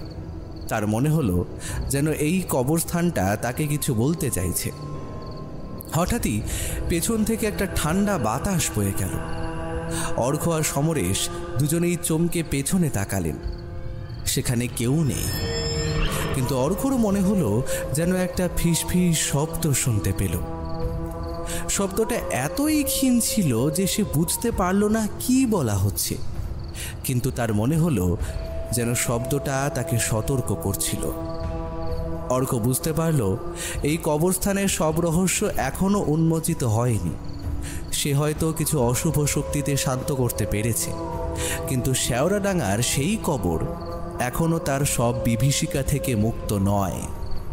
এই ফিসফিস শব্দটা কি তারই ইঙ্গিত? অন্ধকার তখন গভীর হয়েছে। দূর থেকে শিয়ালের ডাক ভেসে আসছে। অর্ঘ আর সমরেশ কবরস্থান ছেড়ে বেরিয়ে গ্রামের পথে হাঁটতে লাগলেন। অর্ঘর মনে একটা অদ্ভুত শান্তি অনুভব হচ্ছিল। ভয়ের সেই তীব্র অনুভূতিটা অনেকটা ফিকে হয়ে এসেছে, কিন্তু সেই ফিসফিস শব্দ আর পাথরের ওপর খোদাই করা আদিবাসী অক্ষরগুলো তার মনে একটা নতুন কৌতূহল জাগিয়ে তুলছিল। বাবা, ওই পাথরে কি লেখা ছিল? ওগুলো পুরনো আদিবাসী ভাষার অক্ষর, সম্ভবত তাদের দেবদেবীর নাম বা কোনো মন্ত্র। কিন্তু আমার মনে হলো যেন ওই অক্ষরগুলোর মধ্যে এই কবরস্থানের সব রহস্য লুকিয়ে আছে। আর ওই ফিসফিস শব্দটা, আমার মনে হচ্ছে কবরস্থানটা কিছু বলতে চাইছে। সমরেশ একটু চুপ করে থাকলেন, তারপর বললেন, এইসব রহস্য ভেদ করার চেষ্টা না করাই ভালো অর্ঘ্য। কিছু জিনিস অজানা থাকাই উচিত। তুই সুস্থ হয়েছিস, এটাই আমাদের কাছে সবচেয়ে বড় কথা। কিন্তু অর্ঘ্যর মন মানছিল না। তার মনে হচ্ছিল তার পা হারানোর কারণটা শুধু ওই আঘাত নয়, এর পেছনে আরো গভীর কোনো রহস্য আছে।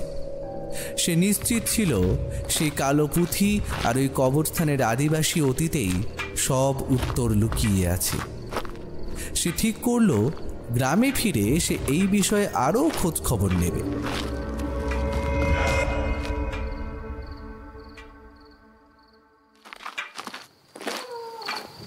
বাড়িতে ফিরে মা রেখা অর্ঘ্যকে দেখে স্বস্তির নিঃশ্বাস ফেললেন। ভগবানকে ধন্যবাদ, তোরা ঠিকঠাক ফিরেছিস। অর্ঘ্য বিছানায় শুয়ে পড়ল। সারাদিনের ধকল আর মানসিক চাপের পর তার শরীর ক্লান্ত, কিন্তু তার মন অস্থির।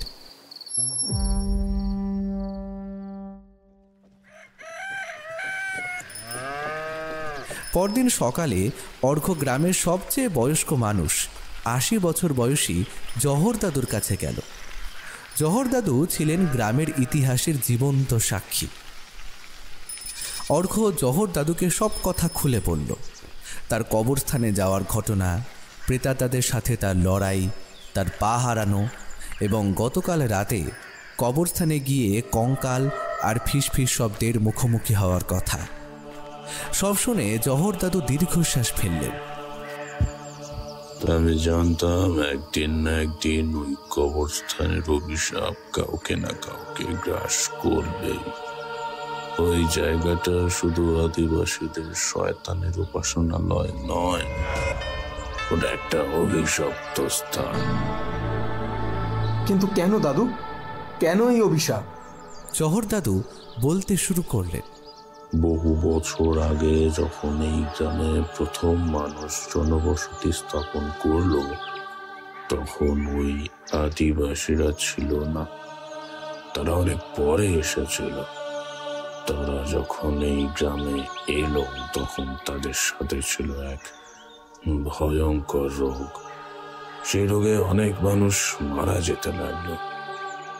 আদিবাসীরা তখন শয়তানের কাছে প্রার্থনা করলো এই রোগ থেকে মুক্তির জন্য। শয়তান তাদের সাথে এক চুক্তি করলো, যদি তারা শয়তানের কাছে প্রতি বছর নরবলি দেয় তাহলে শয়তান তাদের রোগ মুক্তি করবে এবং এবং তাদের ক্ষমতাও দেবে। নরবলি? হ্যাঁ বাবা, শয়তানের উপাসনার জন্য তারা গ্রামের নিরীহ মানুষদের ধরে এনে অর্ধদগ্ধ করত এবং এবং তাদের আত্মাকে শয়তানের কাছে নিবেদন করত। সেই পুঁথি, ওই যেটা তুই দেখেছিস, সেটা ছিল শয়তানকে ডাকার পুঁথি। আর ওই যে কুড়ে ঘরটা ছিল না, সেটা ছিল তাদের বলি দেওয়ার স্থান। শয়তান তাদের রোগ মুক্তি করলো আর তাদের ক্ষমতাও দিল। আদিবাসীরাও তখন হয়ে উঠল অজেয়। কিন্তু বাবা বলেছিলেন রতন নামের এক যুবক তাদের পরাজিত করেছিল। হ্যাঁ ঠিকই, রতন তাদের পরাজিত করেছিল, কিন্তু পুরোপুরি ধ্বংস করতে পারেনি। আদিবাসীদের সেই শয়তানের উপাসনা বন্ধ হলেও তাদের আত্মা শয়তানের সাথে চুক্তি ছিন্ন হয়নি। তাই যখন তারা মারা যেত তখন তাদের অর্ধদগ্ধ দেহগুলো শয়তানের উদ্দেশ্যে ওই কবরস্থানে পুঁতে দেয়া হতো। তাদের আত্মারা শয়তানের দাস হয়ে কবরস্থান পাহারা দিত। যে কোনো বাইরের লোক প্রবেশ করত, তাদের আত্মাকে তারা শয়তানের কাছে নিবেদন করত। অর্ঘ্যর মনে হলো সব কিছু পরিষ্কার হয়ে যাচ্ছে। তার পা হারানোর কারণটা আর শুধু আঘাত নয়, এটা সেই অভিশাপের ফল। আর ওই ফিসফিস শব্দটা দাদু? ওই ফিস ফিস শব্দটা হলো সেই সমস্ত আত্মাদের আর্তনাদ যাদের শয়তানের কাছে বলি দেওয়া হয়েছিল। তারা মুক্তি চাইছে। আর ওই পাথরের অক্ষরগুলো, ওগুলো হলো সেই শয়তানের আহ্বান মন্ত্র।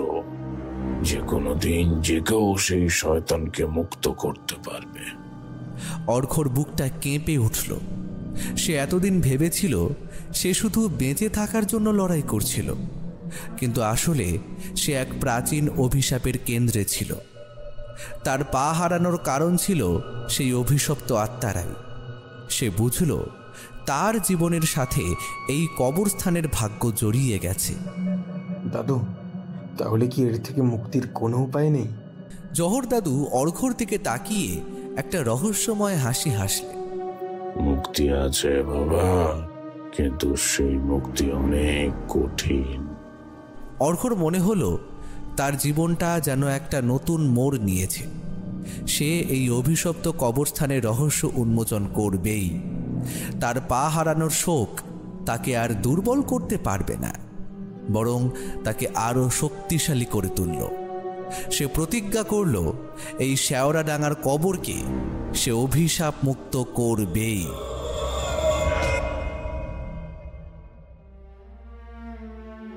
জহর দাদুর কথাগুলো অর্ঘর মনে গভীর রেখাপাত করল। তার পা হারানোর পেছনের কারণটা এখন অনেক বেশি স্পষ্ট। এটা নিছকই কোনো আঘাত ছিল না, ছিল এক প্রাচীন অভিশাপের ফল, এক অশুভ চুক্তির পরিণতি। তার ভেতরে একটা নতুন দৃঢ়তা জন্ম নিল। সে শুধু নিজের মুক্তির জন্য নয়, সেই সব আত্মার মুক্তির জন্যও লড়তে চাইল যারা শয়তানের কাছে বলি হয়েছিল এবং আজও কবরের অন্ধকারে ফিসফিস করে কেঁদে চলেছে। পরের কয়েকটা দিন অর্ঘ্য জহর দাদুর কাছেই কাটালো। সে আদিবাসীদের ভাষা, তাদের রীতিনীতি এবং বিশেষ করে সেই শয়তানের উপাসনার খুঁটিনাটি জানতে চাইল। জহর দাদু প্রথমে ইতস্তত করলেও অর্ঘ্যর জেদের কাছে হার মানলেন। তিনি অর্ঘ্যকে সেই সব গোপন মন্ত্রের কথা বললেন যা আদিবাসীরা শয়তানকে আহ্বান করার জন্য ব্যবহার করত, আর বললেন সেই প্রাচীন পুঁথির কথা যা ছিল সমস্ত অশুভ শক্তির উৎস। জহর দাদু নিশ্চিত ছিলেন যে পুঁথিটি এখনো সেই কুঁড়ে ঘরেই কোথাও লুকানো আছে, হয়তো মাটির নিচে বা কোনো গুপ্ত স্থানে। অর্ঘ্য বুঝতে পারল তাকে আবার সেই অভিশপ্ত কবরস্থানে ফিরতে হবে, এবং এইবার একা। তার বাবা মা তাকে কোনোভাবেই একা যেতে দিতেন না, তাই সে তাদের না জানিয়েই যাবে বলে মনস্থির করল। তার উদ্দেশ্য ছিল সেই পুঁথি খুঁজে বের করা। জহর দাদু তাকে সতর্ক করে দিলেন, সাবধানে থেকো বাবা, ওই পুঁথি খুবই শক্তিশালী। ওটাকে নষ্ট করার একমাত্র উপায় হলো পবিত্র আগুনে ভস্মীভূত করা, কিন্তু পুঁথিকে স্পর্শ করা মানেই অশুভ শক্তিকে আমন্ত্রণ জানানো। অর্ঘ্য সবটা মন দিয়ে শুনল। সে জানতো পথটা সহজ হবে না, কিন্তু তার হারানোর ভয় ছিল না। তার কৃত্রিম পা তাকে নতুন করে জীবন দিয়েছে, আর মনের ভেতরের জ্বালা তাকে এই অভিযানের উদ্দেশ্যে অবিচল রেখেছে। ঠিক অমাবস্যার রাতে, যখন আকাশ সম্পূর্ণ কালো, কোনো চাঁদের আলো নেই, সেই দিন অর্ঘ্য রাতের অন্ধকারে চুপি চুপি বাড়ি থেকে বেরিয়ে পড়ল। তার হাতে ছিল একটা মশাল, যেটা সে বিশেষভাবে তৈরি করে নিয়েছিল, আর একটা পুরনো কোদাল। তার মনে পড়েছিল জহর দাদু বলেছিলেন অমাবস্যার রাতে অশুভ শক্তিরা সবচেয়ে বেশি সক্রিয় থাকে, কিন্তু এই রাতে শয়তানের চুক্তি ভাঙার জন্য সবচেয়ে উপযুক্ত। কবরস্থানে পৌঁছে অর্ঘ্য দেখল চারিদিক আরও বেশি ভুতুড়ে লাগছে। গাছপালাগুলো যেন প্রেতের মতো দাঁড়িয়ে আছে। সে সোজা সেই কুঁড়ে ঘরের দিকে এগিয়ে গেল। মশাল জ্বালিয়ে ঘরের ভেতরে প্রবেশ করল। মশালের আলোয় ঘরটা আলোকিত হতেই অর্ঘ্যর বুকটা কেঁপে উঠল। ঘরের মধ্যে একটা অদ্ভুত নীরবতা, কিন্তু সে অনুভব করতে পারছিল অদৃশ্য কোনো উপস্থিতি তাকে ঘিরে রেখেছে। অর্ঘ জহর দাদুর কথা মনে করে ঘরের মেঝে খুঁড়তে শুরু করল। কোদালের প্রতিটি আঘাত যেন মাটির সাথে এক অশুভ শব্দ তৈরি করছিল। অনেকক্ষণ খোঁড়ার পর কোদালটা একটা শক্ত জিনিসের সাথে ধাক্কা খেল। অর্ঘ মাটি সরাতেই দেখল একটা পুরনো কাঠের সিন্দুক। এটাই সেই সিন্দুক যেটা সে প্রথম রাতে দেখেছিল। সিন্দুকটা মাটির নিচে লুকানো ছিল। অর্ঘ ভয়ে ভয়ে সিন্দুকটা খুলল। সিন্দুকের ভেতরে সত্যিই সেই কালো পুঁথিটা ছিল। পুঁথিটা থেকে একটা অশুভ আলো বিচ্ছুরিত হচ্ছিল, আর তার সাথে একটা ঠান্ডা বাতাস যেন ঘরের মধ্যে বয়ে গেল। পুঁথিটা হাতে নিতেই অর্ঘর শরীর হিম হয়ে গেল। তার মনে হলো যেন হাজার হাজার আত্মা তাকে ঘিরে ধরেছে। তাদের ফিসফিসানি তার কানে স্পষ্ট শুনতে পাচ্ছিল। তাদের আর্তনাদ আর মুক্তি চাওয়ার হাহাকার যেন তার মস্তিষ্কে বিঁধে যাচ্ছিল। পুঁথিটা হাতে নিয়ে অর্ঘ দ্রুত কুঁড়ে ঘর থেকে বেরিয়ে এলো। তার উদ্দেশ্য ছিল পুঁথিটাকে ভস্মীভূত করা। কিন্তু যখনই সে কুঁড়ে ঘরের বাইরে পা রাখল, তখনই সে বুঝতে পারল সে ফাঁদে পড়েছে। চারিদিক থেকে অসংখ্য অর্ধদগ্ধ প্রেতাত্মা তাকে ঘিরে ধরেছে। তাদের চোখগুলো জ্বলন্ত অঙ্গারের মতো জ্বলছে, আর তাদের মুখ থেকে একটা পচা পুরনো গন্ধ ভেসে আসছিল। অর্ঘর হাতে মশাল ছিল, কিন্তু প্রেতাত্মারা এতটাই কাছে চলে এসেছিল যে মশালের আলোও তাদের আটকাতে পারছিল না। তার মনে হলো পুঁথিটাকে স্পর্শ করার পরই তাদের শক্তি আরও বেড়ে গেছে। তারা যেন তাকে তাদের দলে টেনে নিতে চাইছে। অর্ঘ প্রাণপণে পুঁথিটা উঁচু করে ধরল, যেন আগুন দিয়ে সেটাকে পুড়িয়ে দিতে পারে। কিন্তু প্রেতাত্মারা তাকে সুযোগ দিল না। একটা অর্ধদগ্ধ হাত তার হাত থেকে পুঁথিটা ছিনিয়ে নিতে চাইল। অর্ঘ পুঁথিটা শক্ত করে ধরে রাখল। আর একটা প্রেতাত্মা তার কৃত্রিম পায়ের দিকে এগিয়ে এলো। অর্ঘ বুঝতে পারছিল এইবার তার সত্যিকারের লড়াই। সে এই পুঁথিকে ভস্মীভূত করবেই, যে কোনো মূল্যেই হোক। হঠাৎই তার মনে পড়ল জহর দাদুর কথা। পবিত্র আগুন। তার হাতে ছিল শুধু একটা মশাল, কিন্তু এই মশাল কি যথেষ্ট পবিত্র? তার মনে পড়ল তার বাবা সমরেশের কথা। ঈশ্বর তোর পাশে ছিলেন। ঈশ্বর। অর্ঘ এক অদ্ভুত শক্তি অনুভব করল। সে তার হাতে থাকা পুঁথিটা আর মশালটা একসাথে করে ধরে একটা মন্ত্র জপ করতে শুরু করলো, যেটা সে জহর দাদুর কাছে শুনেছিল। মন্ত্রটা ছিল আদিবাসীদের ভাষা, শয়তানকে আহ্বান করার মন্ত্র। কিন্তু অর্ঘ সেটাকে উল্টো করে জপ করছিল, যেন শয়তানকে ফিরিয়ে দেওয়ার মন্ত্র। তার মুখ থেকে মন্ত্র বেরোতেই একটা নীলচে আলো পুঁথি থেকে বেরোতে শুরু করল। সেই আলো মশালের আগুনের সাথে মিশে একটা বিশাল অগ্নিশিখা তৈরি করল। সেই অগ্নিশিখা থেকে একটা তীব্র তাপ ছড়াতে লাগলো, আর তার সাথে একটা মিষ্টি গন্ধ। প্রেতাত্মারা চিৎকার করে উঠল। তারা ধীরে ধীরে পিছিয়ে যেতে লাগলো, যেন আগুন তাদের পোড়াচ্ছে। অর্ঘ পুঁথিটাকে আগুনের মধ্যে ফেলে দিল। পুঁথিটা জ্বলতে শুরু করল। একটা তীব্র আলো আর শব্দ হলো। প্রেতাত্মারা আরো জোরে চিৎকার করতে লাগলো।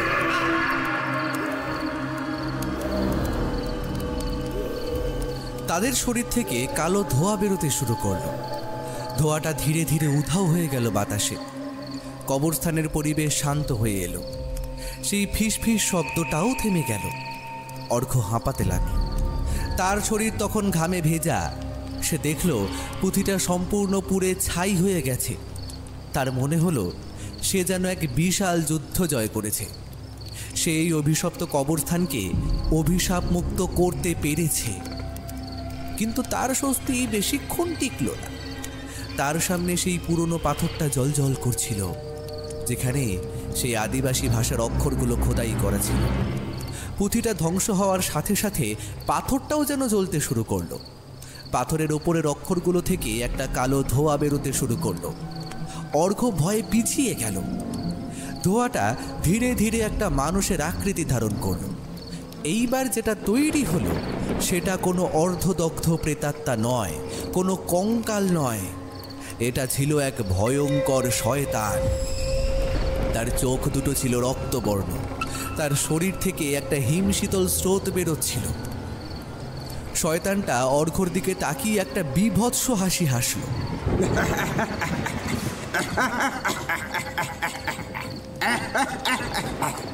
মূর্খ মানব, তুই ভেবেছিলি আমাকে ধ্বংস করতে পারবি? আমার শক্তি তো এই পুঁথিতে নয়, এই মৃত আত্মাদের আর্তনাদেও নয়। আমার শক্তি এই শেওড়া ভাঁড়, এই মাটির গভীরে, এই অভিশপ্ত কবরে। অর্ঘ্যর বুকটা ধরফর করছিল। সে বুঝল তার লড়াই এখনো শেষ হয়নি। শয়তানকে সম্পূর্ণ ধ্বংস না করলে এই অভিশাপ কোনোদিনও কাটবে না। তার মনে পড়ল জহর দাদুর সেই কথা, মুক্তি আছে বাবা, কিন্তু সেই মুক্তি অনেক কঠিন। শয়তানটা তার দিকে এগিয়ে আসতে লাগলো। অর্ঘ্য জানত তার কাছে এখন কোনো উপায় নেই। সে মশালটা উঁচিয়ে ধরল, কিন্তু সেটা দিয়ে শয়তানকে আটকানো যাবে না। তার মনে হলো এটাই হয়তো তার শেষ রাত। শয়তানটা যখন অর্ঘ্যর দিকে এগিয়ে এলো, তখন কবরস্থানের বাতাস যেন হিম হয়ে গেল। তার রক্তবর্ণ চোখ থেকে একটা তীব্র ঘৃণা আর অশুভ শক্তি ঠিকরে বেরোচ্ছিল। অর্ঘ্যর বুকের ভেতরটা ধরফর করছিল। তার মনে হলো যেন তার সমস্ত শক্তি নিঃশেষ হয়ে গেছে। মশালটা তার হাতে কাঁপছিল। সে জানত এইবার তার লড়াই এমন এক শক্তির বিরুদ্ধে যা তার কল্পনাকেও হার মানায়। শয়তানটা আবারও গর্জে উঠল। তার শব্দে কবরস্থানের গাছপালাগুলো যেন কেঁপে উঠল।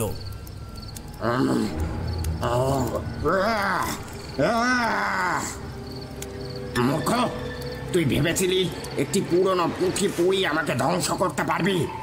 আমি এই মাটির গভীরে 1000 বছর ধরে বাস করছি। আমার শক্তি এই বলিদান করা আত্মাগুলোর আর্তনাদে নয়, এই আদিবাসীদের উপাসনায়ও নয়। আমার শক্তি এই মৃত্যুপুরীর প্রতিটি কণার মধ্যে। অর্ঘ্য ভয়ে পিছিয়ে যেতে চাইল, কিন্তু তার পা যেন মাটির সাথে আটকে গেছে। তার মনে পড়ল জহর দাদুর শেষ কথা, মুক্তি আছে বাবা, কিন্তু সেই মুক্তি অনেক কঠিন। কি সেই মুক্তি? কিভাবেই বা সে এই সর্বশক্তিমান অশুভকে পরাজিত করবে? হঠাৎই তার দৃষ্টি পড়ল সেই আদিবাসীদের পাথরের ওপর, যেটা পুঁথি পোড়ানোর পর জ্বলজ্বল করছিল। শয়তানের প্রতিটি হুঙ্কারে পাথরটা যেন আরো বেশি করে জ্বলছিল। অর্ঘ্যর মনে হলো এই পাথরের মধ্যেই হয়তো শয়তানের শেষ রহস্য লুকিয়ে আছে। এই পাথরই কি শয়তানের আসল প্রাণকেন্দ্র? অর্ঘ্য তার সমস্ত শক্তি একত্রিত করল। তার মনে হলো যদি সে এই পাথরটাকেই ধ্বংস করতে পারে, তাহলে হয়তো শয়তানকেও পরাজিত করা সম্ভব। তার হাতে তখনও মশালটা জ্বলছে। সে দ্রুত পাথরের দিকে ছুটতে চাইল, কিন্তু শয়তানটা তার পথ আটকে দাঁড়ালো। তার দীর্ঘ নখরযুক্ত হাত অর্ঘ্যর দিকে ধেয়ে এলো। অর্ঘ্য কোনো মতে নিজেকে বাঁচানোর চেষ্টা করল। সে মশাল দিয়ে শয়তানের হাতে আঘাত করতে চাইল, কিন্তু শয়তানের শরীরে আগুনের কোনো প্রভাব ফেলল না। উল্টে শয়তানটা এক ঝটকায় মশালটা তার হাত থেকে কেড়ে নিল এবং সেটাকে মাটির উপর আছাড় মেরে নিভিয়ে দিল। কবরস্থান আবার অন্ধকারে ডুবে গেল। শুধু শয়তানের রক্তবর্ণ চোখ দুটো অন্ধকারের মধ্যে জ্বলছিল। অর্ঘ্যর মনে হলো যেন তার শেষ হয়ে আসছে। তার চারিদিকে একটা চাপা হাসি আর গোঙানির শব্দ শুনতে পাচ্ছিল সে।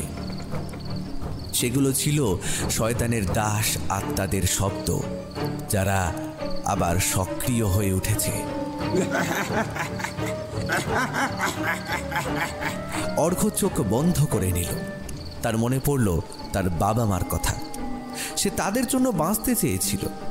সে এই লড়াই ছেড়ে দিতে রাজি ছিল না। তার কৃত্রিম পায়ের কথা মনে পড়ল তার। এই পা তাকে নতুন জীবন দিয়েছে। এই পা তাকে লড়াই করার সাহস জুগিয়েছে। হঠাৎই তার মনে একটা ছবি ভেসে উঠল, জহর দাদুর বলা একটা পুরনো লোককথা। এই আদিবাসীরা নাকি তাদের উপাসনার সময় এক ধরনের পবিত্র মাটি ব্যবহার করত, যেটা নাকি শয়তানের শক্তিকে দুর্বল করে দিত। সেই মাটি তারা এক বিশেষ ধরনের গাছের শেকড় আর কিছু ভেষজ দিয়ে তৈরি করত। সেই গাছটা শুধুমাত্র এই কবরস্থানের একটা বিশেষ কোণায় জন্মাতো। অর্ঘ্য চোখ খুলল। অন্ধকারের মধ্যেই সে ওই বিশেষ কোণটা খুঁজে বের করার চেষ্টা করল। তার মনে হলো এটাই তার শেষ সুযোগ। শয়তানটা তার খুব কাছে চলে এসেছে। তার ঠান্ডা নিঃশ্বাস অর্ঘ্যর মুখে এসে পড়ছিল। অর্ঘ্য সমস্ত শক্তি দিয়ে শয়তানকে ধাক্কা মেরে সরিয়ে দিল। শয়তানটা এক মুহূর্তের জন্য পেছনে ছিটকে পড়ল। এই সুযোগটা কাজে লাগিয়ে অর্ঘ্য দ্রুত সেই কোণার দিকে ছুটে গেল। অন্ধকারের মধ্যেই সে হাত দিয়ে মাটি খুঁড়তে লাগলো। তার মনে হচ্ছিল তার হাত দিয়ে কেউ যেন মাটি সরাচ্ছে। সে পাগলের মতো মাটি খুঁড়ছিল। শয়তানটা আবার তার দিকে ধেয়ে এলো। তার হাতে আর সময় নেই। মাটি খুঁড়তে খুঁড়তে তার হাতে একটা নরম কিছুর স্পর্শ পেল সে, একটা শেকড়। সেটাই সেই পবিত্র গাছের শেকড়। অর্ঘ্য দ্রুত শেকড়টা ছিঁড়ে নিল। তারপর সে শেকড়টাকে হাতের তালুতে ঘষতে লাগলো। তার মনে হলো যেন একটা অদ্ভুত গন্ধ বেরোচ্ছে। শয়তানটা তার খুব কাছে চলে এসেছে। তার নখরযুক্ত হাতটা অর্ঘ্যর গলা লক্ষ্য করে এগিয়ে আসছে। অর্ঘ্য এক মুহূর্ত দেরি না করে শেকড়টা শয়তানের মুখে ছুঁড়ে মারল।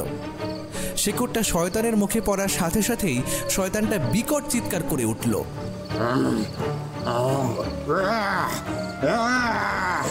তার শরীর থেকে একটা তীব্র আলো বেরোতে শুরু করলো। আলোটা এতটাই শক্তিশালী ছিল যে অর্ঘ্যর চোখ ধাঁধিয়ে গেল। শয়তানটা ছটফট করতে লাগলো। তার শরীর যেন পুড়ে যাচ্ছে। আলোটা ক্রমশ জোরালো হচ্ছিল। শয়তানের শরীরটা ধীরে ধীরে ভেঙে যেতে লাগলো। তার বিকট হাসিটা একটা চাপা গোঙানিতে পরিণত হলো।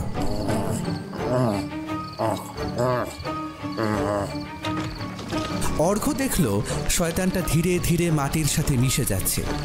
তার রক্তবর্ণ চোখগুলো নিভে গেল। আলোটা যখন মিলিয়ে গেল তখন কবরস্থানে নেমে এলো এক গভীর শান্তি। সেই অশুভ হাসি নেই, ফিসফিস শব্দ নেই, কোনো গোঙানি নেই। চারিদিকে এক পবিত্র নীরবতা। অর্ঘ্য হাঁপাতে লাগলো।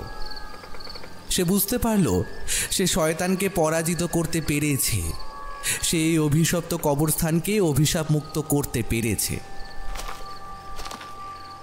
সে যখন কবরস্থান থেকে বেরিয়ে এলো তখন ভোরের আলো ফুটতে শুরু করেছে। পূবের আকাশে একটা কমলা আভা। অর্ঘ্য ধীরে ধীরে গ্রামের পথে হাঁটতে লাগলো। তার পা থেকে রক্ত ঝরছে, কিন্তু তার মনে কোনো কষ্ট নেই। তার মনে তখন এক অদ্ভুত শান্তি। সে এক নতুন জীবন ফিরে পেয়েছে। বাড়ি ফিরে অর্ঘ্য মা বাবাকে সব খুলে বলল। তারা অবাক হয়ে তার কথা শুনলেন। জহর দাদু অর্ঘ্যর সাহস দেখে মুগ্ধ হলেন। তিনি বললেন, তুই শুধু নিজেকে নয় রে, তুই এই পুরো গ্রামকে রক্ষা করেছিস অর্ঘ্য। অর্ঘ্যর জীবনটা সম্পূর্ণ বদলে গেল। তার শারীরিক সীমাবদ্ধতা থাকলেও তার মনে কোনো দুর্বলতা ছিল না। সে নতুন করে পড়াশোনা শুরু করলো আর গ্রামের মানুষের সেবায় নিজেকে নিয়োজিত করল। শেওড়াডাঙ্গার সেই কবরস্থান এখন আর অভিশপ্ত নয়। এখন সেখানে কোনো অশুভ আত্মা নেই, শুধু নীরবতা আর শান্তি। অর্ঘ্য জানে তার জীবনের একটা অংশ সেই কবরস্থানেই রয়ে গেছে। তার পা হয়তো ফিরে আসবে না, কিন্তু সে এক নতুন উদ্দেশ্য নিয়ে বাঁচতে শিখেছে। শেওড়াডাঙ্গার সেই কবর এখন আর ভয়ের প্রতীক নয়, বরং অর্ঘ্যর সাহসের প্রতীক।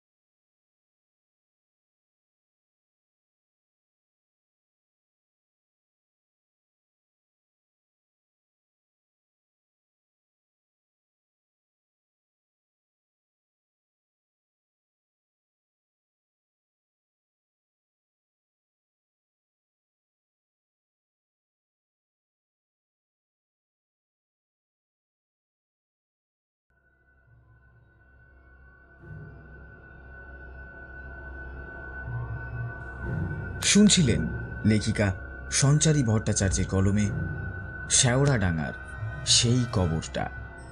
আজকের গল্প পাঠে ছিল শুভ, গল্পের সূত্রধার এবং পরিচালনায় আমি প্রিয়াংশু।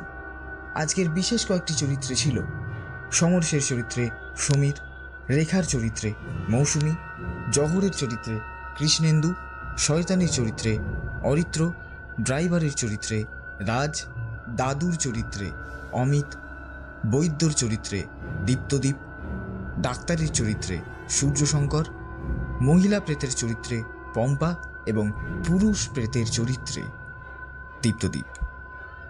তাহলে কেমন লাগলো আজকের গল্প? অবশ্যই কমেন্ট বক্সে কমেন্ট করে জানাতে ভুলবেন না।